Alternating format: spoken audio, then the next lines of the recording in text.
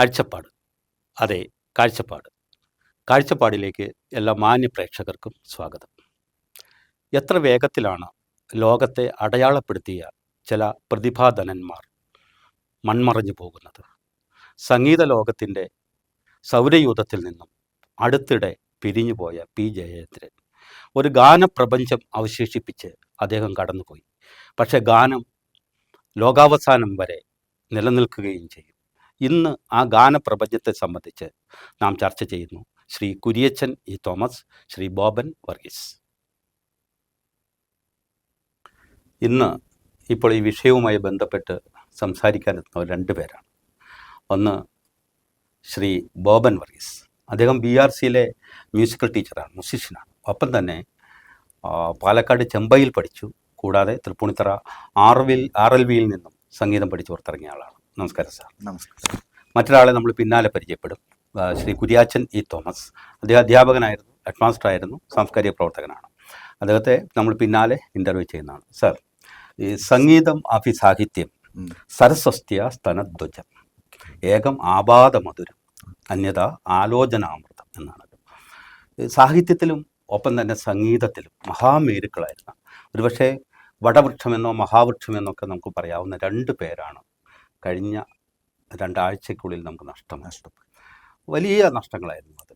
ഒന്ന് MT വാസുദേവൻ നായർ സാഹിത്യത്തിലും, അതിനുശേഷം കഴിഞ്ഞ 9-ാം തീയതി സംഗീതത്തിൽ ഒരുപക്ഷെ നമ്മൾ ദേവരാഗമെന്നോ അല്ലെങ്കിൽ സംഗീതത്തിൻ്റെ ഒരു ഹിമാലയമെന്നോ എവറസ്റ്റ് എന്നൊക്കെ വിശേഷിപ്പിക്കാവുന്ന തരത്തിലേക്ക് ആളുകൾ ആസ്വദിച്ച ആ തരത്തിലേക്ക് വളർന്ന സംഗീതജ്ഞൻ പി ജയചന്ദ്രൻ. നമ്മളിന്ന് ചർച്ച ചെയ്യുന്ന അദ്ദേഹത്തെക്കുറിച്ചാണ് കൂടുതലായിട്ടും. അദ്ദേഹത്തിൻ്റെ വിയോഗം എങ്ങനെയാണ് ഒരു സംഗീതജ്ഞൻ എന്നത് താങ്കൾക്ക് അനുഭവപ്പെട്ടത്? സാർ, അത് നമുക്ക് എപ്പോഴും തീർച്ചയായിട്ടും ഒരു തീരാനഷ്ടം തന്നെയാണ്. എന്നെ സംബന്ധിച്ചെന്ന് പറഞ്ഞാൽ ഞാൻ ഒരു കടുത്ത ആരാധകൻ കൂടിയായിരുന്നു അദ്ദേഹത്തിൻ്റെ. എനിക്കതിന് പറഞ്ഞാൽ അതിൻ്റെ ആ ഒരു ഗ്യാപ്പിനി ഒരിക്കലും അത്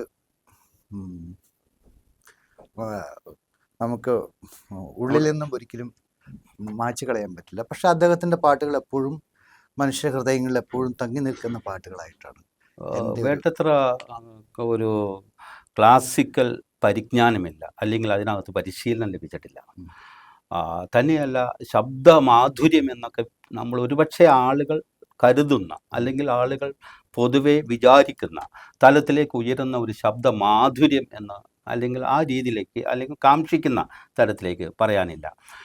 ഇതൊന്നും മറ്റ് ജാടകളില്ല, സംഗീതത്തിൻ്റെ മറ്റ് പരിവേഷങ്ങളൊന്നുമില്ല. ഒന്നുമില്ലാതെ എങ്ങനെയാണ് അദ്ദേഹം കൈരളിയെ, പ്രത്യേകിച്ച് മലയാള ഭാഷയിലെ ഗാന ആസ്വാദകരെ ഇമ്മട്ടിൽ കീഴ്പ്പെടുത്തിയത്? സാർ, അതിൻ്റെ ചോദ്യം ഒരു നല്ല ചോദ്യം തന്നെയാണ്. എനിക്കത് പറയുമ്പോൾ എൻ്റെ മനസ്സിലേക്ക് എപ്പോഴും ഓർമ്മ വരുന്നത്, അദ്ദേഹത്തിൻ്റെ പാട്ടുകളെക്കുറിച്ച് കൂടുതലായിട്ട് വാതോരാതെ സംസാരിക്കുന്ന ഒരാളായിരുന്നില്ല. പക്ഷെ അദ്ദേഹത്തിന് ഒരേ ഒരു അഹങ്കാരമുണ്ടെന്ന് പലപ്പോഴും ഞാൻ കേട്ടിട്ടുണ്ട്. അദ്ദേഹം പാട്ട് ആസ്വദിക്കുന്ന രീതി, അദ്ദേഹത്തിൻ്റെ പാട്ടിൻ്റെ ആസ്വാദനം ഭയങ്കരമായിരുന്നു. അപ്പോൾ ഒരിക്കലൊരു ചർച്ചയിൽ അദ്ദേഹം പറഞ്ഞിരിക്കുന്നത്, ഞാനായിരിക്കും ഈ പാട്ട് ഏറ്റവും കൂടുതൽ ആസ്വദിക്കുക എന്നാണ് പുള്ളി പറയുന്നത്.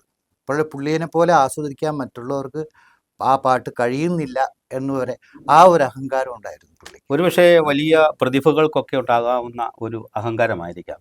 ലോകത്തിലെ ഏറ്റവും വലിയ എഴുത്തുകാരിൽ ഒരാളായിരുന്നു ഫയദോർ ദസ്തയേവ്സ്കി. അദ്ദേഹം ഒരിക്കൽ പറഞ്ഞു, പ്രത്യേകിച്ച് കാരമസോവ് ബ്രദേഴ്സ് എന്ന് പറയുന്ന അദ്ദേഹത്തിൻ്റെ കൃതിയിൽ അദ്ദേഹം പറയുന്നുണ്ട്, ഞാൻ ക്രിസ്തുവിനെ സ്നേഹിക്കുന്നത് പോലെ മറ്റാരും ക്രിസ്തുവിനെ സ്നേഹിക്കുന്നില്ല, അല്ലെങ്കിൽ സ്നേഹിക്കരുത് എന്ന ശാഠ്യം എനിക്കുണ്ട് എന്ന് അദ്ദേഹം പറയുന്നുണ്ട്. അപ്പോൾ ഇനി സത്യവും ക്രിസ്തുവിൻ്റെ രണ്ടായിരുന്നാലും ഞാൻ ക്രിസ്തുവിൻ്റെ പക്ഷത്തെ നിൽക്കൂ, സത്യത്തിൻ്റെ പക്ഷം നിൽക്കില്ല എന്ന രീതിയിൽ അദ്ദേഹം പറയുന്നുണ്ട്. എന്ന് പറയുന്നത് പോലൊരു ഡയലോഗാണ് പറയുന്നത്. അപ്പോൾ മലയാളത്തിലെ രണ്ട് ഗായകരെ എടുത്താൽ, മലയാളത്തിൽ ഈ നിറഞ്ഞു നിന്ന മലയാളത്തിലെ ഭാവഗായകരെന്നും, അല്ലെങ്കിൽ ഗാനപ്രപഞ്ചം, നമ്മുടെ ഈ മലയാള ഗാനപ്രപഞ്ചത്തെ അതിശക്തമായി അടയാളപ്പെടുത്തിയ ഒട്ടേറെ ഗായകരുണ്ടെങ്കിലും രണ്ടുപേരാണ്. അതിൽ ശുക്രനക്ഷത്രം പോലെ ശോഭിക്കുന്ന ആളാണ് യേശുദാസ്.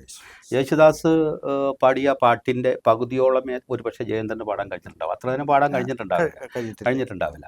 യേശുദാസിൻ്റെ അത്തരം ഒരു ഗരിമ, വലിപ്പം ഒന്നും ഇദ്ദേഹത്തിന് ഇല്ല എന്നാണ് പലരും ധരിച്ചിരുന്നത്. പക്ഷേ ഇദ്ദേഹത്തിൻ്റെ മരണശേഷം മാധ്യമങ്ങളിലൂടെ നാം അറിഞ്ഞത് ഒരുപക്ഷെ നിങ്ങളെപ്പോലുള്ള സംഗീതത്തെ വല്ലാതെ പ്രണയിക്കുന്ന സ്നേഹിക്കുന്ന ആളുകളൊക്കെ ഇതിൻ്റെ സവിശേഷത തിരിച്ചറിയും. പക്ഷേ സാധാരണക്കാരന് അത് കഴിഞ്ഞിട്ടുണ്ടാവില്ല. യേശുദാസിനെ പോലെ പക്ഷേ വലിയ യേശുദാസിനോട് ഒപ്പം തന്നെ നിൽക്കുന്ന ഒരുപക്ഷെ ചിലപ്പോഴൊക്കെ അദ്ദേഹത്തെക്കാൾ മുന്നിലേക്ക് പോകുന്ന തരത്തിലേക്ക് മാധ്യമങ്ങൾ ജയചന്ദ്രനെ പറയുകയുണ്ടായി. എന്താണ് അതിൻ്റെ കാര്യം? തീർച്ചയായിട്ടും അദ്ദേഹത്തിന് സംഗീതത്തോടുള്ള ആ ഭയങ്കര അഭിനിവേശവും അതുപോലെ തന്നെ അദ്ദേഹത്തിൻ്റെ സ്വരമാധുര്യം അപാരമായ ജ്ഞാനം തന്നെയാണ്. പക്ഷേ ശാസ്ത്രീയ സംഗീതം ഇല്ലാതെ തന്നെ മലയാളികൾക്ക് പാട്ട് എങ്ങനെ പാടാം എന്ന് കാണിച്ചു കൊടുത്ത ഒരു വ്യക്തി മാത്രമാണ് ജയചന്ദ്രൻ സാർ. ഈ ദേവരാജൻ മാഷ് അദ്ദേഹം പാടാനായിട്ട് കളിത്തോഴനിൽ ഈ മഞ്ഞലയിൽ മുങ്ങിത്തോർത്തി പാടാനായിട്ട് ചെല്ലുമ്പോൾ പറയുന്നുണ്ട്, ഈ ക്ലാസിക്കലൊന്നും പഠിക്കാത്ത ആരെയും വിളിച്ച് പാട്ട് പാടിക്കാന്നുള്ളത് എൻ്റെ പണിയൊന്നുമല്ല.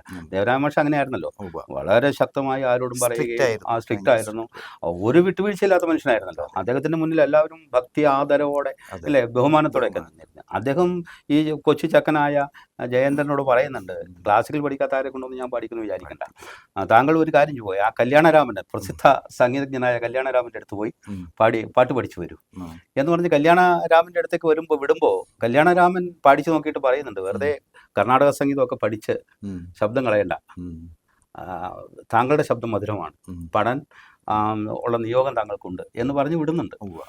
ഇല്ലേ? അപ്പോൾ അതൊക്കെ ജന്മന കിട്ടുന്ന ഭാഗ്യമാണോ? തീർച്ചയായും സാർ, ജന്മനാൽ ഇൻബോൺ ടാലൻ്റ് ആണ്, അതിൻ്റെ മേലെ ഒന്നും പറയാനില്ല. ഈ ശബ്ദ മാധുര്യത്തെക്കുറിച്ചും അതിൻ്റെ മധുരിമയെക്കുറിച്ചൊക്കെ ഇപ്പോൾ അങ്ങ് പറഞ്ഞല്ലോ, ഇതൊന്നും നിലനിർത്താൻ വേണ്ടി അദ്ദേഹം ഒരു സാധനയും ചെയ്തിട്ടില്ല. അതെന്താ?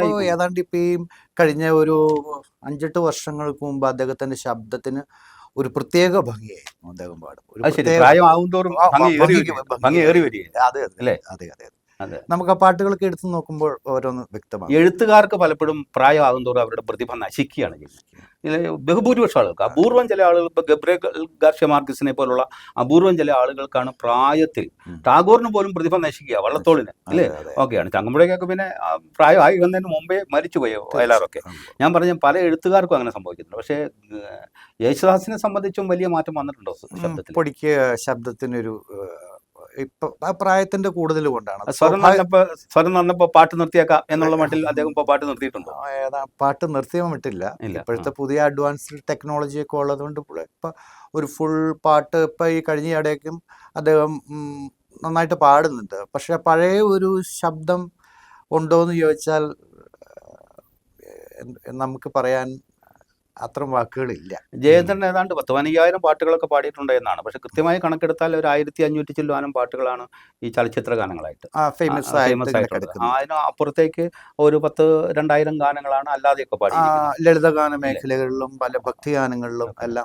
ഇങ്ങനെയുള്ള ഗാനങ്ങൾ എടുത്ത് പരിശോധിച്ച് ഈ ചലച്ചിത്ര ഗാനങ്ങൾ എടുത്ത് പരിശോധിക്കുമ്പോൾ അദ്ദേഹം പാടിയതെല്ലാം ഹിറ്റാവുകയുണ്ട്. ഏതാണ്ട് 15,000-ഓളം പാട്ടുകൾ എന്നാണ് എല്ലാവരും പറയുന്നത്. പക്ഷെ അത് തമിഴിലും തെലുങ്കിലും ഹിന്ദിയിലൊക്കെ ഉണ്ടാവും. ഹിന്ദിയിലും പാടിയിട്ടുണ്ട്. 2010 ഹിന്ദിയിൽ പാടിയിട്ടുണ്ട്. പക്ഷെ ആ പടം പുറത്തിറങ്ങിയിട്ടില്ല. പക്ഷെ പാട്ട് ഹിറ്റായി. തമിഴ് പാടി ഒട്ടേറെ ഗാനങ്ങൾ ഹിറ്റാവുകയും തമിഴിൽ അദ്ദേഹത്തിന് അവാർഡ് കിട്ടുകയും ഇല്ലേ? അദ്ദേഹം പാടിയ പാട്ടുകളുടെ ഒരു സംഗീതജ്ഞൻ എന്ന നിലയിൽ, ഒരു സംഗീത അധ്യാപകൻ എന്ന നിലയിൽ ഒരുപക്ഷെ സാറിന് ഒട്ടേറെ അനുഭവങ്ങൾ സംഗീത ലോകവുമായി ബന്ധപ്പെട്ടുണ്ടാകും. സാറ് ഒരുപാട് ഇഷ്ടപ്പെടുന്ന, നമ്മളിപ്പോൾ എല്ലാ ഗാനങ്ങളും ഇഷ്ടമാണെന്നൊക്കെ പൊതുവെ പറയുമായിരിക്കാം. പക്ഷെ എന്നാൽ പോലും ഉണ്ട് ചില പാട്ടുകളോട് ഇഷ്ടം ഇല്ലേ? എല്ലാ പൂക്കളെയും നമുക്ക് ഇഷ്ടമാണെന്ന് പറയുമ്പോൾ ചില പൂവിനെ നമ്മൾ ഹൃദയത്തോട് ചേർക്കുകയും അതിൻ്റെ മണത്തെ നമ്മൾ വല്ലാതെ ആസ്വദിക്കുകയും ചെയ്യും. പറയൂ, അങ്ങനെയാണെങ്കിൽ ഏത് ഗാനമായിരിക്കും സാർ തിരഞ്ഞെടുക്കുക? എനിക്ക് ഒരു അദ്ദേഹത്തിൻ്റെ ഡിബേറ്റുകൾ ഏതാണ്ട് മിക്കതും തന്നെ ഫേമസ് ആണ്. ഫേമസ് മീൻസ് ഈ ഉൾക്കടൽ എന്ന ചിത്രത്തിലൊരു ഗാനം, അതായത് ഉൾക്കടൽ നമ്മുടെ ജോർജ് ഓണക്കൂറിൻ്റെയാണ് കഥ. ശരി, ഓണക്കൂർ സാറിൻ്റെയാണ്. അതിൻ്റെ MB ശ്രീനിവാസൻ സാറാണ് അതിൻ്റെ ഒരു മ്യൂസിക് ചെയ്തിരിക്കുന്നത്. ഒരു അപാര മ്യൂസിക്. സാർ അതൽപ്പോ കേട്ടിട്ടുണ്ടാവും. മറ്റേ തുടക്കം എങ്ങനെയാണ്? ശരദിന്ദു മലർദീപ നാളം നീട്ടി എന്നോ ഗാനം. ശരദിന്ദു മലർദീപ നാളം നീട്ടി സുരഭിലയാമങ്ങൾ ശ്രുതി മീട്ടി ശരദിന്ദു മലർദീപ നാളം നീട്ടി സുരഭിലയാമങ്ങൾ ശ്രുതി മീട്ടി. ഈ ഒരു ഗാനം മനോഹരം. സെമി ക്ലാസിക്കലാണ് അല്ലേ? അത് എംബിഷരി ഏതാണ്ട് സെമി ക്ലാസിക്കലാണ്. ആണ്. അദ്ദേഹം ക്ലാസിക്കലും പാടിയിട്ടുണ്ട്. അല്ല, ക്ലാസിക്കൽ ഇഷ്ടം പോലെ പാടിയിട്ടുണ്ട്. ക്ലാസിക്കൽ പാടിയിട്ടുണ്ടെന്ന് പറയുമ്പോൾ അദ്ദേഹം കീർത്തനങ്ങളോടൊന്നും അത്ര കണ്ട് ഇപ്പൊ യേശുദാസിന്റെ കീർത്തനങ്ങളും അല്ലെങ്കിൽ അദ്ദേഹത്തിന്റെ കച്ചേരികളൊക്കെ നമുക്ക് പലപ്പോഴും കേൾക്കാമല്ലോ. ഒട്ടേറെ വേദികളിൽ കച്ചേരിയുമായി പോകുന്ന ആളാണല്ലോ യേശുദാസ്. ഈയിടെ ഒരു ഇന്റർവ്യൂവിൽ അത് ക്ലാസിക്കൽ പാടിയിട്ടുണ്ട്, കീർത്തനവും പാടിയിട്ടുണ്ട്. അപ്പൊ ഞാൻ പറയാൻ വന്നതാണ്, അദ്ദേഹത്തിന്റെ കീർത്തനത്തിന്റെ ഒരു ആൽബം ഇറങ്ങിയിട്ടുണ്ട്. ഇറങ്ങിയിട്ടുണ്ട്. നമ്മുടെ ജയന്തന്റെ. അത് ഈ വേണ്ടത്ര ക്ലാസ്സിലൊന്നും പഠിക്കാത്ത ഒരാൾ ഒരു കീർത്തനം പാടി എന്ന് പറയുമ്പോൾ ആ കീർത്തനത്തിൽ ഞാൻ അറിഞ്ഞിടത്തോളം, ഞാൻ മനസ്സിലാക്കിയിടത്തോളം അദ്ദേഹം ഈ ഇപ്പോ ഇരേമൻ നമ്പിയുടെ കരുണ ചെയ്യുവാൻ എന്ത് താമസം കൃഷ്ണ എന്ന് പറയുന്നത് ശ്രീരാഗമാണ് അല്ലേ? ശ്രീരാഗമാണ്. അപ്പൊ ശ്രീരാഗത്തിൽ അദ്ദേഹം അത് പാടിയിട്ടുണ്ട്. അത് മനോഹരമായിട്ട് പാടിയിട്ടുണ്ട്. പിന്നെ അതുപോലെ സ്വാതിരുന്നാളിനെ അദ്ദേഹം കൊണ്ടുവന്നിട്ടുണ്ട്. അപ്പോ സ്വാതിരുന്നാളിന്റെ കീർത്തനങ്ങൾ, അതുപോലെ തന്നെ ഈ സദാശിവ മഹേന്ദ്രന്റെ മാനസ സഞ്ചരരെ ഇല്ലേ, അത് അദ്ദേഹം പാടിയിട്ടുണ്ട്. മാനസ സഞ്ചരേ ആഭ്യരി രാഗം, അത് തന്നെ ആഭ്യരി രാഗം. അപ്പോൾ അത് അദ്ദേഹം പാടിയിട്ടുണ്ട്. അതങ്ങനെ പാടി ഓമനത്തിങ്കൾ കിടാവോ ഇരമന്തമ്മയുടെ, അത് പിന്നെ കീർത്തനമല്ല, താരാട്ട് പാട്ടാണ്. അതൊക്കെ ഇതിൽ ഉൾപ്പെടുത്തിക്കൊണ്ടാണ് ഈ ആൽബം. ഞാൻ പറഞ്ഞ അങ്ങനെയും പാടി വിജയിച്ചിട്ടുണ്ട്. അപ്പോൾ അതുപോലെ കീർത്തനങ്ങളെ അദ്ദേഹത്തിന്റെ പല പാട്ടുകളും എടുത്ത് പരിശോധിച്ച് കഴിഞ്ഞാൽ, ഇപ്പോൾ ഈ സുപ്രഭാതം പോലൊരു പാട്ട് അതിമനോഹരമായ രചനയാണ് അതിൻ്റെ. വയലാറിൻ്റെ അതിസുന്ദരമായ രചന. ഇപ്പോൾ പണിഞ്ഞിട്ടും പണി തീരാത്തൊരു പ്രപഞ്ച മന്ദിരമേ, നിന്റെ 4 കെട്ടിന്റെ പടിപ്പുര മുറ്റത്ത് ഞാൻ എൻ്റെ മുറി കൂടി പണിയിച്ചോട്ടെ. ഒരു കവിയുടെ വലിയൊരു ആഗ്രഹമാണ്. ഒരു ചോദ്യം മാത്രം, ഒരു ആഗ്രഹമാണ്. ഒരു കവിക്ക് ഒരാൾക്കും എല്ലാവർക്കും ചെയ്യാൻ ആഗ്രഹമുണ്ട്. ഈ പ്രപഞ്ചത്തിലെ ഒരു അടയാളം ഇട്ടിട്ട് പോകണം ഈ ഭൂമിയിൽ ജീവിക്കണം. അപ്പോൾ ഞാൻ എൻ്റെതായ ഒരു മുറി അവിടെ പണിയിച്ചോട്ടെ എന്ന ഒരു ആഗ്രഹം നിസ്സാരമല്ല. അതുപോലെ നിന്റെ നീല ചുരുൾമുടി അറ്റത്ത് ഞാൻ എൻ്റെ പൂ കൂടി ചൂടിച്ചോട്ടെ. അപ്പോൾ ആ വരിയിൽ എന്തോ പ്രശ്നം ഞാൻ പറഞ്ഞിട്ടുണ്ട്. എന്നാൽ പോലും അത് ആ കവിയുടെ ഒരു കേവല ആഗ്രഹം മാത്രമാണ് അല്ലേ? ആ ആഗ്രഹം എന്ന് പറയുന്നത് അതിൻ്റെ പരമ കാഷ്ടയിലാണ്. അത് വയലാറിനെ അങ്ങനെ എഴുതാൻ പറ്റും, മറ്റാർക്കും അങ്ങനെ എഴുതാൻ പറ്റുമെന്ന് തോന്നണില്ല. അപ്പോൾ ഏതായാലും ആ പാട്ടിനെ സംബന്ധിച്ച് എന്താണ് അഭിപ്രായം? ആ പാട്ട് ശരിക്കും അതിനു പറ്റിയ ലിറിക്കും അതിനു പറ്റിയ മ്യൂസിക്കും അതിനു പറ്റിയ സംഗീതവും കൂടെ ചേർന്ന് കഴിയുമ്പോൾ മനുഷ്യനത് ഭയങ്കരമായിട്ട് ഉള്ളിലേക്ക് കയറുകയാണ്. പ്രേംനസീറാണ് രംഗത്തല്ലേ? അതെ, അദ്ദേഹത്തിന്റെ ലിപ് മൂവ്മെന്റ് പറയണ്ടല്ലോ. അദ്ദേഹം തന്നെ പാടുന്നത് പോലെ പലപ്പോഴും യേശുദാസിന്റെ ശബ്ദമാണ് ഈ പ്രേംനസീറുമായിട്ട് ചേർത്ത് വെക്കുന്നത്. പക്ഷെ എന്നാൽ പോലും ഈ പാട്ട് അങ്ങനെ പോകുന്നു. ഇത് മാത്രമല്ലല്ലോ, വേറെ എത്രയോ ഹർഷബാഷ്പം തൂകി എന്നുള്ളത്. വേറൊരു പാട്ട് ഒന്ന് മൂളാവൂ സാർ, അത് ഇഷ്ടപ്പെട്ട മറ്റൊരു പാട്ട്. എനിക്ക് അദ്ദേഹത്തിന്റെ നിന്മണി അറിയില്ലേ, അത് ശ്രീകുമാരൻ നമ്പിയുടെയാണ് രചന. തീർച്ചയായിട്ടും ശ്രീകുമാരൻ നമ്പിയാണ്. ശ്രീകുമാരൻ നമ്പിയുടെ 198 പാട്ടുകളാണ് അദ്ദേഹം പാടിയിരിക്കുന്നത്. ഏറ്റവും കൂടുതൽ ശ്രീകുമാരൻ നമ്പിയുടെ പാട്ടുകളാണ് പാടി. അതെ. നിന്മണിയറയിലെ നിർമ്മല ശയ്യയിലെ നീലനിരാളമായി ഞാൻ മാറിയെങ്കിൽ ചന്ദനമണമൂറും നിന്ദേഹ മലർവല്ലി എന്നുമെൻ വിരിമാറിൽ പടരുമല്ലോ. നിന്മണിയറയിലെ നിർമ്മല ശയ്യയിലെ നീലനിരാളമായി ഞാൻ മാറിയെങ്കിൽ. ഇത് എങ്ങനെ പറഞ്ഞറിയിക്കണം എന്ന് പറയില്ല. നമുക്കൊന്നും ഒരിക്കലും സാധാരണ ഗാനമേളകൾക്കൊക്കെ ആളുകൾ പാടാറുണ്ട്, ദാസേട്ടൻ്റെ പാട്ടുകളാണ് കൂടുതലുള്ളത്. പക്ഷെ ഇത് പാടി ഫലിപ്പിക്കുക, അദ്ദേഹം പാടി വെച്ചിരിക്കുന്ന പോലെ പാടുക എന്നുള്ളത് അസാധ്യമായ ഒരു രചനയുമാണ്. അത് ഒരുപക്ഷെ ഭാസ്കരൻ മാഷും ഒക്കെ എഴുതുന്ന ശൈലി, ആ ശൈലിയിൽ അതിമനോഹരമായി മലയാള ഭാഷയുടെ സൗന്ദര്യത്തെ എപ്രകാരം, ഒപ്പം തന്നെ വല്ലാത്ത പ്രണയത്തെ ഞാൻ ആദ്യം സൂചിപ്പിച്ച പോലെ അതിൻ്റെ പരകാഷ്ഠയിൽ അതെങ്ങനെയാണ് ഇങ്ങനെ അവതരിപ്പിക്കുക, അങ്ങനെ അവതരിപ്പിക്കാൻ കഴിയുന്ന ലിറിക്സാണ്. ഒപ്പം തന്നെ അതിൻ്റെ സംഗീതവും ആ പ്രണയത്തെ എങ്ങനെയാണോ, എത്രമാത്രമാണോ ഉദ്ദീപ്തമാക്കാൻ കഴിയുന്നത്, അത്രമാത്രം പ്രതിഫലിപ്പിക്കാൻ കഴിയുന്ന അത് പാടിയതോ സാക്ഷാൽ ജയേന്ദ്രൻ.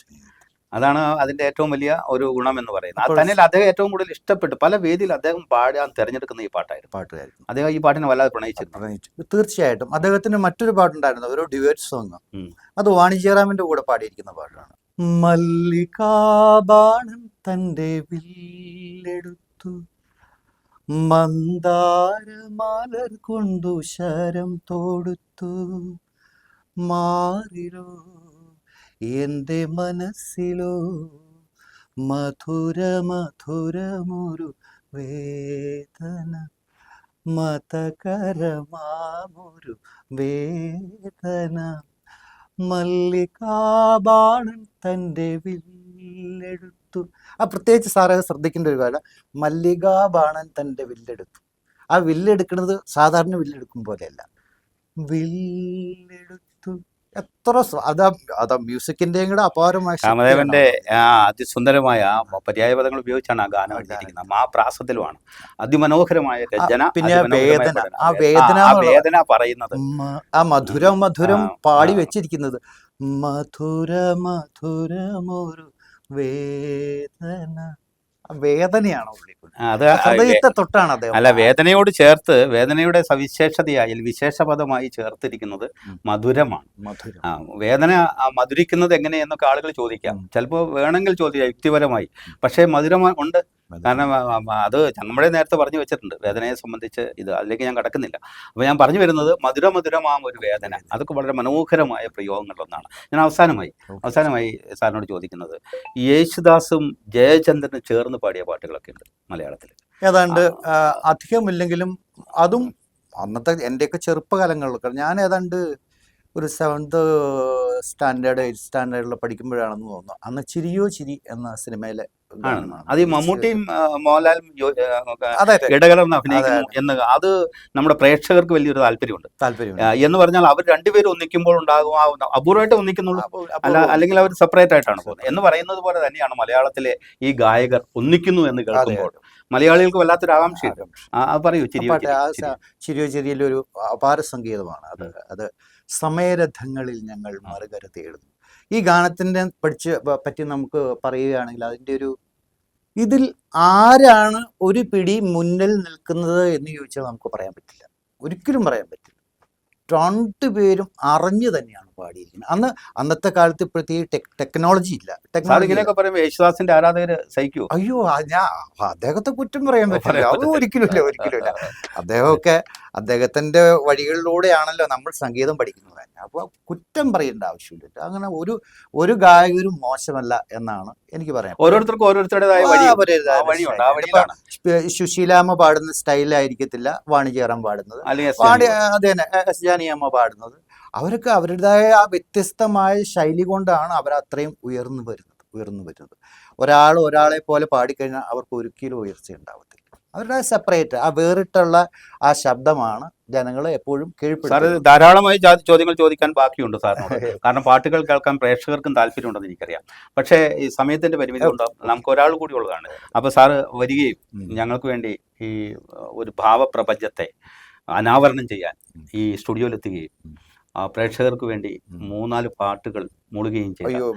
അതിനോടൊന്നും എനിക്ക് പൂർണ്ണമായ നീതി പുലർത്തണം. അതൊന്നും സാരമില്ല. അങ്ങനെ പൂർണ്ണമായൊരു നീതി നമ്മൾ ഇതിൽ പ്രതീക്ഷിക്കുന്നേ ഇല്ല, പ്രേക്ഷകരും പ്രതീക്ഷിക്കുന്നില്ല. അതല്ലല്ലോ നമ്മുടെ അതിനൊക്കെ പറ്റിയ സ്റ്റുഡിയോ വേറെ ആണല്ലോ ഗാനത്തിൻ്റെ ഒക്കെ, നമുക്കറിയാമല്ലോ. അപ്പോൾ തീർച്ചയായിട്ടും ആ പരിമിതിയിൽ നിന്നുകൊണ്ട് താങ്കൾ നന്നായി പ്രതികരിച്ചു, നന്നായി ഞങ്ങളോട് സഹകരിച്ചു. നന്ദിയുണ്ട്. മീഡിയ ഞാൻ ആദ്യം സൂചിപ്പിച്ചതുപോലെ ശ്രീ കുര്യാച്ചൻ ഇ തോമസ്, അദ്ദേഹം സ്കൂൾ ഹെഡ് മാസ്റ്റർ ആയിരുന്നു, ഒപ്പം തന്നെ സാംസ്കാരിക പ്രവർത്തകനാണ്. സ്വാഗതം സാർ. സാർ, ഒരു ഭാവപ്രപഞ്ചം, പ്രത്യേകിച്ച് ഗാനത്തിൻ്റെ സംഗീതത്തിൻ്റെ അവസാനിക്കുകയാണ്. എത്രയോ മഹാരഥന്മാരാണ് ഈ കഴിഞ്ഞ ദിവസങ്ങളിൽ സിനിമാ രംഗത്ത് സിനിമയുമായി ബന്ധപ്പെട്ട് സാഹിത്യവുമായി ബന്ധപ്പെട്ടൊക്കെ നമ്മളെ പിരിഞ്ഞു പോകുന്നത്. ഓരോ വിയോഗങ്ങളും നികത്താനാവാത്തതാണ്, നമ്മളെ സംബന്ധിച്ച് സങ്കടപ്പെടുന്നതാണ്. ഇനി ഈ തരത്തിലുള്ള പ്രതിഭാശാലികൾ വരും കാലങ്ങളിൽ ഉണ്ടാവുമെന്ന് പോലും പറയത്തില്ല. കാരണം ഭൂതകാലങ്ങളിലാണ് മഹാരഥന്മാർ ഏറെയും ജീവിച്ചിരുന്നത്. ഇനി വരുന്നത് ഒരുപക്ഷെ മഹാരഥന്മാരുണ്ടാവില്ലെന്നല്ല, പക്ഷേ വേറെ തരത്തിലായിരിക്കും, വേറെ രീതിയിലായിരിക്കും. കാരണം ഗാനങ്ങളുടെ ഭാവമൊക്കെ മാറിയല്ലോ. പുതിയ ഗാനങ്ങൾ ഉണ്ടാകുന്നതെല്ലാം ആളുകൾ വളരെ നൈമിഷികങ്ങളാണ്. അത് ഒരു കാലത്തെ കാലം കടന്നു പോകുന്ന ഗാനങ്ങളൊന്നും ഉണ്ടാകുന്നില്ല. ഏറിയാൽ ഒരു 2-3 വർഷം നിൽക്കുന്ന ഗാനങ്ങളാണ്. പക്ഷേ ജയേന്ദ്രൻ അങ്ങനെയായിരുന്നില്ല. യേശുദാസ് ഒന്നൊക്കെ പാടിയ പാട്ടുകൾ അങ്ങനെ ആയിരുന്നില്ല. ആ തരത്തിൽ പ്രണയം, വിഷാദം, വിരഹം, ഭക്തി തുടങ്ങിയ മനുഷ്യൻ്റെ അടിസ്ഥാന വികാരങ്ങളെ പ്രതിഫലിപ്പിക്കുന്ന രീതിയിലായിരുന്നു ജയേന്ദ്രൻ്റെ ഗാനങ്ങൾ എന്ന് സാർ കരുതുന്നുണ്ടോ? നിശ്ചയമായും. കാരണം ജയചന്ദ്രനെ പോലെ സംഗീതത്തെ ഇത്ര ഉപാസിച്ച ഒരു ഗായകൻ ഉണ്ടോ എന്ന് പോലും. ഒരു വശത്ത് യേശുദാസ് മഹാമേരുമായി ഉത്തംഗശൃംഗമായി നിൽക്കുമ്പോഴും, അത് മറന്നുകൊണ്ടല്ല ഞാൻ പറയുന്നത്, എങ്കിൽ പോലും ഇത്രമാത്രം സംഗീതത്തെ ഉപാസിച്ച ഒരു ഗായകൻ കേരളത്തിലുണ്ടോ എന്ന് ഞാൻ ന്യായമായിട്ട് സംശയിച്ചു പോവുകയാണ്. കാരണം അദ്ദേഹത്തിൻ്റെ ജീവിതശൈലിയും അദ്ദേഹത്തെ നമ്മൾ ഫോളോ ചെയ്യുകയാണെങ്കിൽ അദ്ദേഹം പൂർണ്ണമായിട്ട് സംഗീതത്തിൽ മുഴുകി തന്നെയാണ് ഓരോ നിമിഷവും കഴിഞ്ഞു കൂട്ടിയിട്ടുള്ളത്. ആ കാര്യത്തിൽ യാതൊരു സംശയവുമില്ല. അദ്ദേഹം ജീവിച്ചിരുന്നപ്പോൾ മലയാളികൾ, ഒരുപക്ഷെ സാറിനെ പോലെ സംഗീതത്തെ സ്നേഹിക്കുന്ന ആളുകൾ അദ്ദേഹം തിരിച്ചറിഞ്ഞിട്ടുണ്ടാവും, കാര്യത്തിലൊന്നും സംശയമില്ല. പക്ഷേ സാധാരണക്കാർ ഈ സംഗീതത്തെ ഏതാണ്ട് ഒരേ രീതിയിൽ ഉപാസിക്കുന്നവരാണ്, അല്ലെങ്കിൽ കാണുന്നവരാണ്. ഉപാസിക്കുന്ന വാക്കിനേക്കാൾ ഉപരി ആസ്വദിക്കുന്നവരാണ്. അവർ ഈ ജയചന്ദ്രൻ്റെ മരണത്തിന് ശേഷമാണ് നല്ലൊരു പങ്ക് ആളുകൾ ജയചന്ദ്രൻ ഇത്ര വലിയ സംഗീതജ്ഞനായിരുന്നു എന്ന് തിരിച്ചറിഞ്ഞത്. അതിന് പിന്നിൽ ഈ കെട്ടിഘോഷങ്ങൾ, അതിനെ ഇഷ്ടപ്പെടാതിരുന്ന ലളിതപൂർണമായൊരു ജീവിതമായിരുന്നു കാരണം. ഒരു പരിധിവരെ അതിന് കാരണമാണ്. പക്ഷേ മറ്റൊന്ന്, പല ലെജൻസും ഇതുപോലെ മരണശേഷമാണ് അവരുടെ പ്രതിഭ അല്ലെങ്കിൽ അവരുടെ സംഭാവനകൾ സമൂഹം മനസ്സിലാക്കുന്നത്. അത് എന്തുകൊണ്ട് വിധിയുടെ ഒരു കളിയാട്ടമാവാം, അല്ലാതെ എന്തെങ്കിലും ഒരു കാരണം കൊണ്ട് കോർണർ ചെയ്യപ്പെടുന്ന ചില ആളുകളൊക്കെ ഉണ്ട് പല രംഗത്തും. പക്ഷേ ഇതങ്ങനെയാണെന്ന് പറയാൻ പറ്റില്ല. കാരണം അദ്ദേഹത്തിൻ്റെ ഗാനങ്ങളും ശബ്ദവും അതുപോലെ ആസ്വദിച്ചിരുന്ന വലിയൊരു ജനവിഭാഗം മലയാളികൾ ഉണ്ട് എന്നുള്ളതാണ് സത്യം. അത് വളരെ മോശമാണെന്ന് നമുക്ക് പറയാം. 1964 മറ്റാണ് അദ്ദേഹം ആദ്യം പാടുന്നത്. 58 മറ്റാണ് സ്കൂൾ കലോത്സവത്തിൻ്റെ ഭാഗമായി യേശുദാസും അദ്ദേഹവും കൂടി ആദ്യമായി പാടുന്നത്. അവിടെ യേശുദാസിന് 1ാം സമ്മാനം കിട്ടുന്നു, ഇദ്ദേഹത്തിന് 2ാം സമ്മാനം കിട്ടുന്നു. അതാണ് വളരെ നമ്മൾ ശ്രദ്ധിക്കേണ്ട ഒരു കാര്യം എന്ന് പറഞ്ഞാൽ, എത്രയോ പേര് പാടുന്നുണ്ടോ ആ പാട്ടിൽ. മലയാളത്തിലെ ഏറ്റവും പ്രഗത്ഭരായ 2 ഗായകരെ അന്നത്തെ ജഡ്ജസ് തിരിച്ചറിയുകയാണ്. നിസ്സാരമല്ല. തന്നെയല്ല, മൃദംഗത്തിൽ ഇദ്ദേഹത്തിന് 1ാം സ്ഥാനം. യേശുദാസ് 58 മത്സരത്തിൽ ശാസ്ത്രീയ ഗാനത്തിലാണോ എന്ന് എനിക്ക് സംശയമുണ്ട്. ശാസ്ത്രീയ ഗാനത്തിലായിരിക്കും. പക്ഷെ മൃദംഗത്തിൽ ഫസ്റ്റ്, ഇദ്ദേഹത്തിന് ഫസ്റ്റ് കിട്ടുന്നു. ലളിതഗാനത്തിൽ സെക്കൻഡ് ഉണ്ട്. ലളിതഗാനത്തിൽ സെക്കൻഡാണ്. അതുകൊണ്ടാണ് ഞാൻ പറഞ്ഞത്. അപ്പൊ അങ്ങനെയാണ് എങ്കിൽ ഈ മൃദംഗത്തിൽ അന്നത്തെ കാലത്തെ 1ാം സ്ഥാനം നേടിയ ഈ ജയചന്ദ്രൻ പിന്നീട് എന്തുകൊണ്ടായിരിക്കും ശാസ്ത്രീയ സംഗീതത്തോടൊരു വിമുഖത കാണിച്ചത്? അദ്ദേഹത്തിൻ്റെ തന്നെ ഇൻ്റർവ്യൂവിലൊക്കെ പറഞ്ഞിട്ടുണ്ട്, അദ്ദേഹം പാടാൻ രംഗത്തേക്ക് വരുന്നത് മടിച്ചാണ്. സംഗീത രംഗത്തേക്ക് കടന്നു ചെന്നപ്പോൾ ജയേന്ദ്രൻ ദേവരാജൻ മാഷിൻ്റെയൊക്കെ അടുത്തെത്തിയപ്പോൾ ശാസ്ത്രീയ സംഗീതം പഠിക്കേണ്ടത് പ്രാധാന്യം പറഞ്ഞ് പഠിക്കാൻ അദ്ദേഹത്തോട് ആവശ്യപ്പെട്ടതായും അദ്ദേഹം ഒരു ശ്രമം നടത്തിയതായും, പക്ഷെ അത് കേട്ട അദ്ദേഹത്തെ പഠിപ്പിക്കാൻ നേരിടുന്ന അദ്ദേഹം പഠിക്കേണ്ട കാര്യമില്ല, കർണാടക സംഗീതം അല്ലെങ്കിൽ ശാസ്ത്രീയ സംഗീതം പഠിക്കുമ്പോൾ അതിൻ്റേതായ ചില പോരായ്മകൾ നല്ല ശബ്ദത്തിനും ആലാപനത്തിനും ഒക്കെ ചില വ്യത്യാസങ്ങൾ വെറും സാധാരണക്കാർക്ക് ഇഷ്ടപ്പെടാൻ വയ്യാത്തൊരിത് സംഗീത ലോകത്തേക്ക് അറിയാവുന്നവർക്ക് ഒരു പാരാവാരമാണ്, അവർക്ക് മനസ്സിലാക്കാൻ പറ്റും. അത് ഇത്ര നല്ല ശബ്ദവും ആലാപന ശൈലിയൊക്കെ ഉള്ളപ്പോൾ കർണാടക സംഗീതത്തിൽ പോകേണ്ട എന്ന് പറഞ്ഞ് കല്യാണരാമനാണ് പറഞ്ഞത്. അദ്ദേഹം എങ്ങനെ പറയണം. അതുകൊണ്ടൊക്കെ ആയിരിക്കാം. പിന്നെ ഓരോരുത്തർക്കും ഓരോ വിധിയും ഓരോ താല്പര്യങ്ങൾ കാണുമല്ലോ. പിന്നെ പക്ഷെ അദ്ദേഹം പലപ്പോഴും ഈ വേണ്ടത്ര കർണാടക സംഗീതം പഠിക്കാതിരുന്നതിൽ ഇപ്പം ഈ ബാലമുരളീകൃഷ്ണൻ്റെ അടുത്ത് അദ്ദേഹം പോയിരുന്നിട്ടില്ല. അവിടെ പോവുകയും ബാലമുരളീകൃഷ്ണൻ്റെ ശിഷ്യന്മാരായ വിജയന്മാരുമായി ബന്ധം സ്ഥാപിക്കുക, അവിടെ നിന്ന് അവരോട് ചില ചില്ലറ കാര്യങ്ങളൊക്കെ ചോദിച്ച് മനസ്സിലാക്കിയിട്ടുണ്ട്, ഇല്ലായൊന്നുമില്ല. പക്ഷെ എന്നാൽ പോലും അദ്ദേഹത്തിന് നല്ലൊരു ആത്മവിശ്വാസം ഉണ്ടായിരുന്നു സംഗീതത്തിൽ. തീർച്ചയായിട്ടും ആത്മവിശ്വാസമുണ്ട്. അദ്ദേഹം പാടുന്ന ഏത് പാട്ടുകളും 100% ആത്മവിശ്വാസത്തോടെ തന്നെ അദ്ദേഹം പാടിയിട്ടുള്ളത്. വളരെ സുന്ദരമായി അനായാസമായിട്ടാണ് പാടുന്നത്. അദ്ദേഹത്തിൻ്റെ ശബ്ദത്തെക്കുറിച്ച് പറയുകയാണെങ്കിൽ അദ്ദേഹത്തിൻ്റെ ശബ്ദം പ്രായമേറുന്തോറും അതിന് മാധുര്യം കൂടി വന്നതല്ലാതെ ഒട്ടും കുറഞ്ഞിട്ടില്ല. ദാസേട്ടൻ്റെ ശബ്ദമാണെങ്കിൽ പോലും ആദ്യത്തെ മാധുര്യത്തിൻ്റെ യൗവനകാലത്ത് കുറഞ്ഞിട്ട് അതിന് ബാസ് സൗണ്ടായിട്ട് മാറിയിട്ടുണ്ട്. അത് വേറെ തലത്തിൽ. പക്ഷേ ഇദ്ദേഹത്തിൻ്റെ ശബ്ദത്തിന് ഒരു മാറ്റവും ഇല്ല. മഞ്ഞലയിൽ മുങ്ങി തോർത്തി പാടുമ്പോഴും കല്ലായിക്കടത്തെ പാടുമ്പോഴും അദ്ദേഹത്തിന്റെ ശബ്ദത്തിന് ഒരു മാറ്റവും ഇല്ല. ഒന്നിനും മാധുര്യം കൂടുകയും. ആ പ്രേമം നമ്മിൽ മോഹൻ നൽകി എന്നുള്ള പാട്ടൊക്കെ പാടുമ്പോൾ 14 വയസ്സുണ്ട്. ഉണ്ട്. അത് ശ്വാസം എടുത്ത് പാടേണ്ട പാട്ടാണ്. ഭയങ്കരമായ നീട്ടി. ഇന്ന് അതൊക്കെ വളരെ ലളിതമായ ഒരു യുവാവ് പാടുന്ന പോലെ യുവാക്കളിൽ ആവേശവും പ്രേമവും പ്രണയവും ഒക്കെ ഒരേ തരത്തിൽ പ്രകടിപ്പിക്കുന്ന പോലെ ഉണ്ടാക്കുന്നത് പോലെയൊക്കെയാണ് അദ്ദേഹം പാടുന്നത്. ഗംഭീരമാണ്. ഇപ്പൊ ഈ മഞ്ഞലയിൽ മുങ്ങിത്തോർത്തി സാറ് പറഞ്ഞല്ലോ, ഈ ആദ്യ ഗാനം തന്നെ ഹിറ്റാവുക എന്ന് ആലോചിച്ച് നോക്കും. അതൊരു അത്ഭുതമാണ്. കാരണം മഞ്ഞലയിൽ മുങ്ങിത്തോർത്തി എന്ന് പറയുന്ന ഭാസ്കരൻ മാഷ് എഴുതിയ ഗാനം, ആ ഗാനം ഇന്ന് കേൾക്കുമ്പോഴും അതിനൊരു പുതുമയുണ്ട്. തന്നെയല്ല, അതിനകത്തെ പ്രണയവും അതിനകത്തെ വിരഹവും ഞാൻ ആദ്യം പറഞ്ഞ വിഷാദവും ഒന്നും ഇപ്പോഴും നഷ്ടപ്പെട്ടിട്ടില്ല. അതിൻ്റെ കാരണം അതിൻ്റെ ഒന്നാമത്തെ നല്ല രചന, ദേവരാജൻ മാഷിൻ്റെ ഉഗ്രമായ സംഗീതം, അതുപോലെ മധുരോദാരമായ ആലാപനം. ഇത് മൂന്നും കൂടെ ചേർന്നപ്പോഴാണ് ഇപ്പോഴങ്ങനെ ചേരുമ്പോഴും എപ്പോഴും നല്ല ഗാനം ഉണ്ടാവും. അത് യേശുദാസിന് വേണ്ടി മാറ്റി വെച്ചിരിക്കുകയായിരുന്നു. അതാണ് ഇദ്ദേഹം, അതോ സാർ ആദ്യം പറഞ്ഞ നിയോഗം വിധിയൊക്കെ ഉണ്ടല്ലോ, അതിലൊക്കെ വിശ്വസിച്ച് പോകുന്നത് അതുകൊണ്ടാണ്. അപ്പോൾ യേശുദാസിന് വേണ്ടി ഏതായാലും ഒന്ന് ട്രാക്ക് പാടി ഇട്ടോളൂ എന്ന് പറഞ്ഞ് പാടിച്ചതാണത്രേ. അപ്പോൾ യേശുദാസ് എപ്പോൾ വരും, ദാസേട്ടൻ എപ്പോൾ വരുമെന്ന ഇദ്ദേഹത്തിന് നിഷ്കളങ്കമായ ചോദ്യത്തിന് ദാസേട്ടന്മാരുടെ കാര്യമൊന്നുമില്ല, അത് താങ്കൾ പാടിയതാണ് എന്ന് ദേവരാജൻ മാഷിൽ നിന്നാണ് കിട്ടുന്നത്. അതൊരു നിസ്സാര കാര്യമല്ല ആ സർട്ടിഫിക്കറ്റ്. അത് അന്നത്തെ കാലത്ത് ഒരു വലിയ സർട്ടിഫിക്കറ്റും ഭയങ്കര ആത്മവിശ്വാസം ഉണ്ടാക്കി കാണും അല്ലേ. ഇതുപോലെ തന്നെ യേശുദാസിന്റെ കാര്യത്തിൽ ഒരു സംഭവം ഉണ്ടായിട്ടുണ്ട്. അല്ലിയാമ്പൽ കടവിലെന്ന് ആ വെള്ളം, അത് ഭാസ്കരൻ മാഷിന്റെയാണ്. അതെ, അത് പാടാൻ ഉദയഭാനു റെഡിയായി വന്നതാണ്. അദ്ദേഹത്തിന് വേണ്ടി മാറ്റി വെച്ചിരുന്ന പാട്ടാണ്. പനി പിടിച്ചു അല്ലേ. അദ്ദേഹത്തിന് പാടാൻ പറ്റിയില്ല. അപ്പോഴാണ് യേശുദാസ് വന്ന് പാടും. അതോടെയാണ് പുള്ളി അങ്ങോട്ട് കയറുന്നത്. മലയാളത്തിലെ ഏറ്റവും നല്ല പ്രണയഗാനം, ഈ ചലച്ചിത്ര ഗാനങ്ങളിൽ മലയാളത്തിലെ ഏറ്റവും നല്ല പ്രണയഗാനം ഏതാണെന്ന് ചോദിച്ചാൽ ഞാൻ പറയുന്ന അല്ലിയാമ്പൽ കടവ് എന്ന് പറയുള്ളൂ. അതിനകത്താണ് അനുരാഗ കരിക്കിൻ വെള്ളം എന്ന്, തണ്ടൊടിഞ്ഞ താമര ഞാൻ കൊണ്ടുവന്നപ്പോൾ പെണ്ണെ കണ്ടു നിൻ കവിളിൽ മറ്റൊരു താമര കാട്. എത്ര മനോഹരം, എന്തോ ഒരു ഭാവനയാണ്, എത്ര സുന്ദരമായി. അത് നമ്മുടെ ഭാസ്കരൻ മാഷിന് മാത്രം വഴങ്ങുന്ന പ്രയോഗം. തീർച്ചയായിട്ടും ഭാസ്കരൻ മാഷിന് മാത്രം കിടന്ന അദ്ദേഹത്തിൻ്റെ മലയാള തനിമയോട് കൂടിയ ഒന്നാണ്. അതുകൊണ്ട് ഈ കളിത്തോഴനിലെ ആ ഒറ്റ പാട്ട്, ആദ്യത്തെ പാട്ട് തന്നെ ഒരാളെ ജനഹൃദയങ്ങളിൽ പ്രതിഷ്ഠിക്കുക എന്ന് പറയുന്നത് നിസ്സാരമായ കാര്യമല്ല. അവിടെ തുടങ്ങുവാണ് അദ്ദേഹത്തിൻ്റെ ജൈത്രയാത്ര തുടങ്ങുകയാണ്. പിന്നെ പാടിയതെല്ലാം ഹിറ്റായി. ഇപ്പം കരിമുകിൽ കാട്ടിലെ, ഞാൻ എൻ്റെ ഓർമ്മയിൽ ഞാൻ 7ാം ക്ലാസ്സിൽ പഠിക്കുമ്പോഴാണ് ആദ്യമായി സിനിമ കാണുന്നത്. ഇതൊക്കെ ആളുകളോട് ഇപ്പോൾ കേൾക്കുമ്പോൾ അവർക്ക് തന്നെ ഇല്ല, പുതിയ തലമുറയ്ക്ക് ഇതൊക്കെ കേൾക്കുമ്പോൾ ഒരുപക്ഷെ അത്ഭുതം തോന്നുന്നു. അന്ന് TV ഇല്ല, മറ്റു കാര്യങ്ങളില്ല. വെള്ളത്തുവൽ വിജയ ടാക്കീസിൽ റേഡിയോ പോലും വീട്ടിലുണ്ട് വല്ലപ്പോഴും, അത് മാത്രമേ ഉള്ളൂ. പക്ഷെ സിനിമ എന്താണെന്ന് അറിയില്ല. വെള്ളത്തുവൽ വിജയ ടാക്കീസിൻ്റെ ഏറ്റവും മുൻനിരയിൽ ആടുന്ന ബെഞ്ചിൽ ആളുകൾ ബീഡി വലിച്ച് കാർക്കിച്ച് തുപ്പുന്നതിനിടയിൽ ഒരു കൊച്ചു പയ്യനായി ഞാൻ ഇരിക്കുകയാണ്. അങ്ങനെ ഇരുന്ന് അവിടെയാണ് എനിക്ക് ടിക്കറ്റ് എടുത്ത് തന്നിട്ട് ചേട്ടൻ പുറയിലേക്ക് പോയി. അപ്പോൾ ഏറ്റവും മുന്നിലിരുന്നാണ് ഏറ്റവും രസം എന്നൊക്കെ വിചാരിക്കുന്ന കാലമാണ് അന്ന്. അങ്ങനെ മുന്നിലേക്ക് നോക്കിയിരിക്കുമ്പോൾ ആണ് ഈ കള്ളിച്ചെലമ്മ എന്ന സിനിമ കാണുന്നത് ഞാൻ.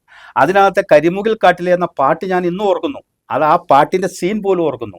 ആദ്യത്തെ ഈസ്റ്റ്മാൻ കളറാണ് കേരളത്തിലെ എന്ന എൻ്റെ ഒരു ഓർമ്മ. ഏതായാലും ഈസ്റ്റ്മാൻ കളറൊക്കെ എനിക്ക് നല്ല ഓർമ്മയുണ്ട്. അപ്പോൾ ഷീലയ്ക്കാണ് അഭിനയിക്കുന്നത് അതിനകത്ത്. അപ്പം ഞാൻ പറഞ്ഞു വരുന്നത്, ഈ കരിമുകിൽ കാട്ടിലെ രജനി തൻ വീട്ടിലെ കനകാംബരങ്ങൾ വാടി, ആ വാടി എന്നൊക്കെയുള്ള എൻ്റെ ആ സംഗതി എന്നാണ് അതിന് മ്യൂസിക്കിൽ പറയുക ഇല്ലേ. ഈ സംഗതിയൊക്കെ യേശുദാസ് സംഗതിയിൽ ഭയങ്കര വിരുദ്ധനാണ്. അദ്ദേഹത്തിന് പാട്ട് കേൾക്കുമ്പോൾ നമുക്കറിയാം. പക്ഷേ ഇദ്ദേഹത്തിൻ്റെ സംഗതി അതിൽ നിന്ന് വേറിട്ടതാണ് അല്ലേ. അതെ, അത് ജനങ്ങളെ അതിലേക്ക് അങ്ങ് കൊണ്ടുപോവുകയാണ്. ഇപ്പൊ കനകാംബരങ്ങൾ വാടി കടത്തു വെള്ളം യാത്രയായി എന്ന് ജയേന്ദ്രൻ പാടുമ്പോൾ നമ്മൾ യാത്രയാവുകയാണ്. അതുകൊണ്ടാണോ ഈ ഭാവഗായകൻ എന്ന പേര് വന്നത്? അതാവണം. കാരണം അധികം ഏത് പാട്ട് പാടിയാലും ആ പാട്ടിന്റെ ആത്മാവശം പൂർണ്ണമായിട്ട് ഉൾക്കൊണ്ട് തന്നെയാണ് ആലപിക്കുന്നത്. അതുകൊണ്ട് ഒരു വല്ലാത്തൊരു ഇഴുകല് ദാസേട്ടൻ്റെ ഒന്നും നമുക്ക് തിരിച്ചൊന്നും പറയാൻ പറ്റില്ല. അദ്ദേഹത്തിന് 2 കഴിവുകൾ, കർണാടക സംഗീതത്തിലും ലളിതഗാനത്തിലും ഒരേപോലെ കഴിവുണ്ട്. അടുത്തിടയ്ക്ക് ഒരു ഇന്റർവ്യൂവിൽ നമ്മുടെ B. സുശീല പറയുന്നത് കേട്ടു. ദൈവം കൊടുത്തിരിക്കുന്ന ഒരു അത്ഭുത കഴിവാണ്. അദ്ദേഹത്തിന് 2ഉം വഴങ്ങും ദാസേട്ടന്. പക്ഷെ സാധാരണക്കാരെ സംബന്ധിച്ച് കർണാടക സംഗീതം ഏറെ പഠിച്ചു കഴിഞ്ഞാൽ അതിൻ്റെ ശൈലി വരും. ലളിതഗാനം അത്ര വഴങ്ങില്ല, അത്ര സുഖമാവില്ല കേൾക്കാൻ. അപ്പോൾ അത് ദാസേട്ടന്. പക്ഷേ ഇദ്ദേഹം പൂർണ്ണമായി ഇദ്ദേഹത്തിൻ്റെ ഓരോ പാട്ടും, അദ്ദേഹം സംഗീതം ആസ്വദിക്കുന്നത് ഏത് ഭാഷയും നോക്കുന്നില്ല, ആണാണോ പെണ്ണാണോ അല്ല മെയിൽ ഓർ ഫീമെയിൽ ഇത് നോക്കുന്നില്ല. ഇവരുടെയൊക്കെ ഗാനങ്ങൾ അദ്ദേഹത്തിന് കാണാപ്പാടാണ്. സംഗീതത്തിന് ഭാഷയില്ലെന്ന് അദ്ദേഹം പാടും. അത് പാടും, ലയിക്കോ. ഒരു ഒരു പാട്ട് കേട്ട് കഴിഞ്ഞാൽ അതിൻ്റെ അടുത്ത സ്റ്റാൻസ് പാടാൻ പുള്ളിക്കറിയാം. ജാനകി അമ്മയോടൊക്കെ മലയാളികൾക്ക് വല്ലാത്ത ആരാധനയുണ്ട്. ജാനകി അമ്മയുടെ പാട്ടുകളോട് വല്ലാത്ത പ്രണയമുണ്ട്. പക്ഷെ സുശീലാമ്മയോടാണ് ജയേന്ദ്രന് ആരാധന മുഴുവൻ. ഇപ്പം ഞാൻ ഈ ഇടയ്ക്ക് ഒരു വീഡിയോ കണ്ടു. സുശീലാമ്മയുടെ മുന്നിൽ ചെല്ലുമ്പോൾ ആ കാലയിലേക്ക് വീണ് നമസ്കരിക്കുന്ന ജയേന്ദ്രനെ കാണുന്നു. എന്താണ് ഈ ആരാധനയ്ക്ക് നിദാനം? അത് അദ്ദേഹത്തിൻ്റെ സ്വഭാവത്തിന് ഞാനും സുശീലാമ്മയുടെ ഒരു ആരാധകനാണ്. കാരണം വെച്ചാൽ ആ ശബ്ദത്തിന് അപ്പോൾ ഓരോരുത്തർക്കും ഓരോ ശബ്ദം ഇഷ്ടപ്പെടുമല്ലോ. ആ ശബ്ദത്തിന് ഒരു യൗവനത്തിൻ്റെ അല്ലെങ്കിൽ ഒരു എന്താ പറയുക സജീവമായ ഒരു പ്രത്യേകത ഉണ്ട്. തീക്ഷ്ണതയുണ്ട്, വളരെ തീക്ഷ്ണത. തീവ്ര അനുരാഗമൊക്കെ ഉണ്ട്. ഒരു യൗവനയുക്തയായ സ്ത്രീയുടെ ശബ്ദമൊക്കെ പലപ്പോഴും ജാനകിയമ്മയൊക്കെ ചിലപ്പോൾ എനിക്ക് എൻ്റെ അഭിപ്രായമാണോ തെറ്റായിരിക്കും, പക്ഷെ വളരെ നേർത്ത ഇതിലേക്ക് പോകുന്നത് പോലെ തോന്നാറുണ്ട്. കുട്ടികളുടെ ശബ്ദം പോലെ ചിലപ്പോൾ അങ്ങോട്ട് തോന്നാറുണ്ട്. കുട്ടികൾക്ക് വേണ്ടിയും പാടും ജാനകിയമ്മ. അതാണ്. പക്ഷെ ഈ പ്രിയതമ പ്രണയലേഖനം എങ്ങനെ എഴുതും മുനികുമാരികയല്ലോ ഞാൻ എന്ന് പറയുന്ന വയലാറിന്റെ വരികൾ അതിസുന്ദരമായ വരികളാണ്. അത് സുശീലാമ്മ പാടുന്നത് കേട്ടാൽ, അത് മാത്രമല്ല സുശീലാമ്മയുടെ എത്രയോ പാട്ടുകളുണ്ട്, പക്ഷെ ആ ഒരു പാട്ടിന് വല്ലാത്ത തീവ്രാനുരാഗം ജ്വലിപ്പിക്കുന്നുണ്ട്. പൂന്തേനരുവിയൊക്കെ സുന്ദരമായ പാട്ടാണ്. ഈ തീവ്രാനുരാഗത്തെ ഇതുപോലെ പ്രതിഫലിപ്പിക്കാൻ കഴിയുന്ന പാട്ടുകൾ വേറെയില്ല. ഞാൻ നോക്കട്ടെ, സാർ ഇങ്ങനെ പാട്ട് നന്നായി പാടുന്ന ആളാണ്, സംഗീതവുമായി ബന്ധപ്പെട്ട പഠിച്ച ആളൊന്നും. എന്നാലും ഈ ജയേന്ദ്രന്റെ പാട്ടുകളെ കുറിച്ച് പറയുമ്പോൾ ഏത് പാട്ടായിരിക്കും ആദ്യം മനസ്സിലേക്ക് വരിക? ആദ്യം മഞ്ഞലയിൽ മുങ്ങി തോർത്ത് തന്നെയാണ്. ഞാൻ സാധാരണ പാട്ട് കേൾക്കുന്ന അല്ല, മനോഹരമായ പാട്ടാണ് അദ്ദേഹത്തിന്റെ ആദ്യ ഗാനം. അതിന്റെ ആദ്യം റേഡിയോയിലൊക്കെ ആദ്യം ഞാനും കേൾക്കുന്ന അദ്ദേഹത്തിന്റെ പാട്ട് ഇതാണ്. അപ്പൊ അതിനകത്ത് അത് കേൾക്കാൻ ആ പ്രേക്ഷകർക്ക് വല്ലാത്ത താല്പര്യം ഉണ്ട്. ആ ഗാനം എപ്പോഴും ഒന്ന് പാടാം. മഞ്ഞലയിൽ മുങ്ങി തോർത്തി ധനുമാസ ചന്ദ്രിക വന്നു, നിന്നെ മാത്രം കണ്ടില്ലല്ലോ, നീ മാത്രം വന്നില്ലല്ലോ, പ്രേമ ചകോരി ചകോരി ചകോരി. സുന്ദരമായിട്ട് പാടി, വളരെ മനോഹരമായിരിക്കുന്നു. അത് തീർച്ചയായിട്ടും അത് ജയേന്ദ്രൻ പാടിയതിനോട് ഏതാണ്ട് അടുത്തു നിൽക്കുന്നു എന്നൊക്കെ പറയാവുന്ന തലത്തിലേക്ക് അതിൻ്റെ താളം, അതിൻ്റെ ശ്രുതിയൊക്കെ വന്നിട്ടുണ്ട്. ഒരു കുഴപ്പമില്ല. അപ്പോൾ ഞാൻ പറഞ്ഞു വന്നതെന്നു വെച്ചാൽ മനോഹരമായ രചനയുമാണ്. അത് തന്നെയല്ല അദ്ദേഹത്തിൻ്റെ ആ പ്രയോഗം കണ്ട് ചകോരി. അപ്പോൾ ചകോരം എന്ന വാക്കിനെ അദ്ദേഹം ചകോരി എന്ന പ്രയോഗിച്ച് ഒരു വല്ലാത്ത പുതുമ മലയാളത്തിൽ ഉണ്ടാക്കുകയും ചെയ്തു. ഞാൻ ഇടയ്ക്ക് പറയാമെന്ന് ആലോചിച്ചത്, ജയേന്ദ്രന് സുശീലാമ്മയുടെ ഗാനത്തിനോട് അല്ലെ ശബ്ദത്തോട് വലിയ ഇഷ്ടമുണ്ടല്ലോ. അദ്ദേഹം അതുപോലെ തന്നെ മുഹമ്മദ് റാഫിയുടെ ശബ്ദത്തോട് വല്ലാത്ത ആരാധന. എല്ലാവർക്കും അദ്ദേഹം തുറന്നു പറയാൻ മടിയില്ല. അദ്ദേഹം സംഗീതത്തെ കാണുന്ന അതേ വളരെ പച്ചയായ മനുഷ്യൻ, ശുദ്ധഗതികരായ, പെട്ടെന്ന് ക്ഷിപ്രകോപി എന്നല്ലാതെ അതേക്കുറിച്ച് വേറൊന്നും പറയാനില്ല. അത്രയും തെളിമയാർന്ന ഹൃദയത്തിൻ്റെ ഉടമയാണ് അദ്ദേഹം, ഞാൻ മനസ്സിലാക്കുന്നത്. അതിൻ്റെ ആ ക്വാളിറ്റി എല്ലാ അദ്ദേഹം പാടിയ ഗാനങ്ങളിലുണ്ട്. അല്ല, അദ്ദേഹം പലപ്പോഴും അദ്ദേഹത്തിൻ്റെ ഗാനങ്ങളെക്കുറിച്ച് ആളുകൾ ചോദിച്ചു കഴിഞ്ഞാൽ അദ്ദേഹം അതിനെക്കുറിച്ചൊന്നും മിണ്ടില്ല അത്രേ. അദ്ദേഹം പറയുന്ന എല്ലാം റാഫിയുടെ ഗാനങ്ങളെക്കുറിച്ച്, അല്ലെങ്കിൽ സുശീലാമ്മയുടെ ഗാനങ്ങളെക്കുറിച്ച്, അല്ലെങ്കിൽ യേശുദാസിൻ്റെ ഗാനങ്ങളെക്കുറിച്ച്. യേശുദാസിൻ്റെ ഗാനങ്ങളൊക്കെ അദ്ദേഹം ഇടയ്ക്കിടയ്ക്ക് പാടും അത്രേ. ഇപ്പോൾ പാമരനാം പാട്ടുകാരനൊക്കെ അതൊക്കെ മലയാളത്തിലെ ഏറ്റവും നല്ല ഗാനം എന്നാണല്ലോ പറയുക. അപ്പോൾ അത്തരം പാട്ടുകളൊക്കെ ഇദ്ദേഹം വീണ്ടും പാടുകയും അത് കിട്ടിയിരുന്നെങ്കിൽ എന്ന് ആഗ്രഹിക്കുകയും ചെയ്തിട്ടുണ്ട്. തിരിച്ച് ഇദ്ദേഹം പാടിയ പാട്ടുകൾ ഏതെങ്കിലും യേശുദാസ് ആഗ്രഹിച്ചിട്ടുണ്ടാവുമോ? എനിക്കറിയില്ല, എനിക്കറിയില്ല. ഉണ്ടാവും ചിലപ്പോൾ. സുപ്രഭാതം പാട്ടുകളും തിരക്കിട്ട് നടക്കുന്ന സമയമല്ലേ, പാട്ട് പാടാൻ പറന്ന് നടക്കുന്ന സമയം. അത്ര കാണത്തില്ല, പിന്നെ കാണാം ചിലപ്പം ചില പാട്ട്. കാരണം ഹിറ്റായി പോവുക എന്ന് പറയുന്ന ചില പാട്ടുകളുടെ ഒരു ജനകീയത, ഒരു പക്ഷേ സുപ്രഭാതം പോലും അതെ ചിലപ്പോൾ ചിന്തിക്കാൻ വഴിയുണ്ട്. കാരണം MS വിശ്വനാഥനാണ് ആ പാട്ടിൻ്റെ സംഗീത സംവിധായകൻ. അദ്ദേഹം യേശുദാസോട്ട് പിണങ്ങിയിരിക്കുന്ന കാലഘട്ടത്താണ് ഈ പണിതീരാത്ത വീട്. അപ്പം ദാസിനെ മാറ്റി നിർത്തിയിട്ട് യേശുദാസൻ അവസാനം അത് ജയേന്ദ്രൻ തന്നെ പറയാറുമുണ്ട്. ഒരുപക്ഷെ അന്നത്തെ ആ വർഷത്തെ സ്റ്റേറ്റ് അവാർഡ് കിട്ടുകയും ചെയ്തു. ഒരുപക്ഷെ ദാസേട്ടൻ പാടേണ്ടതാണ് അതിനെക്കുറിച്ച് അങ്ങനെ വന്നപ്പോൾ ദാസേട്ടനെ ചിലപ്പോൾ ചിന്തിച്ചിട്ടുണ്ടാവാം, നമുക്കറിയില്ല. എത്രയോ പാട്ടുകൾ അങ്ങനെ ചിലർക്ക് വേണ്ടി മാറ്റിവെക്കുകയും എന്നാൽ ആ സമയത്ത് മറ്റൊരാൾ പാടുകയും അങ്ങനെ ഹിറ്റാവുകയൊക്കെ ചെയ്ത ഒത്തിരി സന്ദർഭങ്ങളുണ്ട്. അതൊക്കെയാണല്ലോ ജീവിതത്തിന്റെ ചില ജീവിതത്തിന്റെ സൗന്ദര്യം അവിടെയാണ്. അങ്ങനെയാണ് ചില ആളുകളൊക്കെ ഫേമസ് ആവുകയും ഒക്കെ ചെയ്യുന്നത്. ഏതായാലും നമ്മളെ സമയം അവസാനിക്കുകയാണ് സാർ. മലയാളത്തെ സംബന്ധിച്ചിടത്തോളം ഒരു ഗാനം കൂടി ഒന്നും കൂടി അവസാനിപ്പിക്കാമോ? ഞാൻ അങ്ങനെയൊന്നും പാടില്ല, പക്ഷേ ഈ അദ്ദേഹത്തിൻ്റെ ശബ്ദത്തിന് അക്കാലത്തും ഇക്കാലത്തും വലിയ മാറ്റം ഉണ്ടായില്ലെന്ന് സൂചിപ്പിക്കുന്ന, ഞാൻ വിശ്വസിക്കുന്നതിന് കാരണമായിട്ടൊരു പാട്ടിൻ്റെ 2 വരി പാടാൻ അതുള്ളൂ. പെരുമഴക്കാലം എന്ന സിനിമയിൽ M. ജയചന്ദ്രൻ്റെ സംഗീത സംവിധാനത്തിലുള്ള കല്ലായി കടവത്തെ കാറ്റൊന്നും മിണ്ടിയില്ലേ, മണിമാരൻ വരുമെന്നു ചൊല്ലിയില്ലേ, വരുമെന്നു പറഞ്ഞിട്ടും വരമൊന്നും കണ്ടില്ല, അന്നിലെ അയിനയൊന്നും ഉറങ്ങിയില്ല, ധനുമാസരാവിൻ പെൺചന്ദനായി ഞാൻ അരികത്തു നിന്നിട്ടും കണ്ടില്ലേ, നീ കണ്ടില്ലേ. തീർച്ചയായിട്ടും ആ മഹാനായ കലാകാരന്, ഗായകന് നമ്മൾ അർച്ചന ചെയ്യുകയായിരുന്നു. തീർച്ചയായിട്ടും മീഡിയാനിൽ സമയം കഴിഞ്ഞു പോയി എന്നറിയാം. എന്നാൽ പോലും നമുക്കത് ചെയ്തില്ലെങ്കിൽ നമ്മളെ സംബന്ധിച്ച് വല്ലാത്ത ഒരു കടം ബാക്കി നിൽക്കും. അതുകൊണ്ടാണ് തീർച്ചയായും നിങ്ങൾ രണ്ട് കലാ ആസ്വാദകരെ, ഗായകരെ, പ്രത്യേകിച്ച് ഗാനത്തെ വല്ലാതെ ഉപാസിക്കുന്ന രണ്ടുപേരെ മീഡിയാൻ്റിൽ വിളിക്കുകയും ഈ പരിപാടി സംഘടിപ്പിക്കുകയും ചെയ്തത്. അദ്ദേഹത്തിനുള്ളൊരു ശ്രദ്ധാഞ്ജലി കൂടി ആവട്ടെ എന്ന് ഞങ്ങൾ മീഡിയാനെറ്റ് വിചാരിക്കുകയാണ്. എല്ലാവിധ നന്ദിയുമുണ്ട് സാർ. ഇവിടെ ഞങ്ങൾ ദൈവം മനുഷ്യന് നൽകിയ വരദാനങ്ങളിൽ വിശേഷിച്ച് സംഗീതത്തിൻ്റെ സ്ഥാനം എത്രയോ ഉയരത്തിലാണ്. സംഗീതജ്ഞർ ഓരോരുത്തരായി മൺമറയുമ്പോഴും അവരുടെ സംഗീതം അതുപടി അവശേഷിക്കുകയാണല്ലോ. അത് ഒരു മഹാസാഗരം പോലെ തിരയടിച്ചുകൊണ്ടേയിരിക്കുന്നു, ജനഹൃദയങ്ങളിലും ലോകത്തും. നന്ദി, നമസ്കാരം.